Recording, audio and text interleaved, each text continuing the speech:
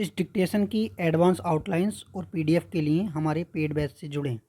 और अगर वीडियोस पसंद आ रही हैं तो वीडियो को लाइक करें और इस चैनल को सब्सक्राइब करें। डिक्टेशन स्टार्ट होगी 5 सेकंड बाद।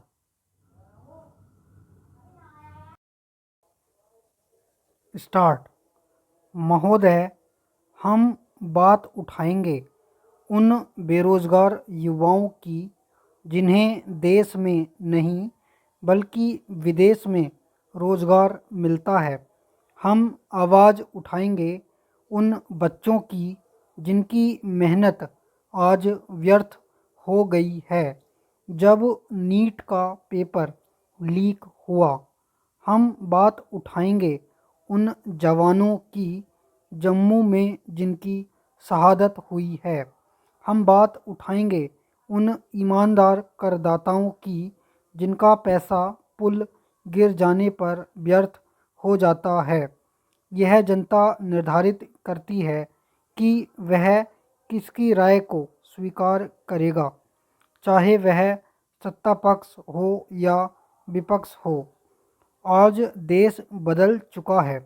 मैं आपसे विनम्र अनुरोध करता हूं कि आप हमारे दोनों महापुरुषों डॉक्टर भीमराव अंबेडकर और महात्मा गांधी जी की मूर्तियों को नए सदन के सामने स्थापित रखें।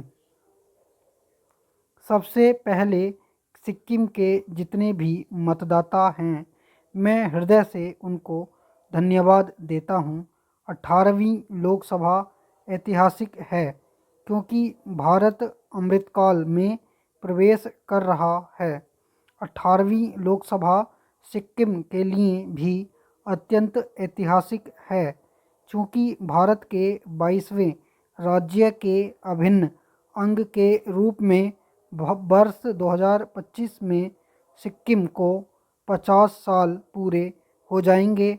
हमारी सरकार इस स्वर्ण जयंती के अवसर पर हमारे राज्य को स्वर्णिम और समृद्ध बनाने के संकल्प के साथ आगे बढ़ रही है। हमारी सरकार ने सिक्किम के विकास के लिए बहुत सारे काम किए हैं। आज जब हम आज़ादी का अमृत महोत्सव मना रहे हैं तो ठीक आज से 50 साल पहले 25 जून 1975 की एक काली अंधेरी रात को इस देश में आपातकाल थोप दिया गया। पूरे देश को जेल में तब्दील कर दिया गया। न्यायपालिका पर पहरा बैठा दिया गया। प्रेस पर सेंसरशिप की तलवार लटका दी गई। संविधान के साथ अनेक छेड़खानियां की गईं।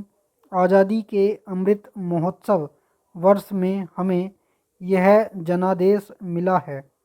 हम न्यायपालिका और प्रेस की आज़ादी को हर कीमत पर अक्षुण्ण रखने का काम करेंगे। देश को संबल, समृद्ध और श्रेष्ठ बनाने का काम करेंगे। हम महिलाओं को शक्ति संपन्न करने, युवाओं को रोजगार के अवसर प्रदान करने और देश को भ्रष्टाचार मुक्त करने की दिशा में निरंतर आगे बढ़ रहे हैं। महिलाओं को 33% आरक्षण दिया है। महिला सशक्तिकरण के लिए उसी तरह से बिहार के पंचायती राज में 50% महिलाओं को आरक्षण दिया गया है। 15 अगस्त 1947 को हम लोग आज़ाद हुए, लेकिन जो साधन संसाधन थे उनमें सही रूप से बंटवारा नहीं होने के कारण देश की एक बहुत बड़ी आबादी सुविधाओं से वंचित ही रह गई।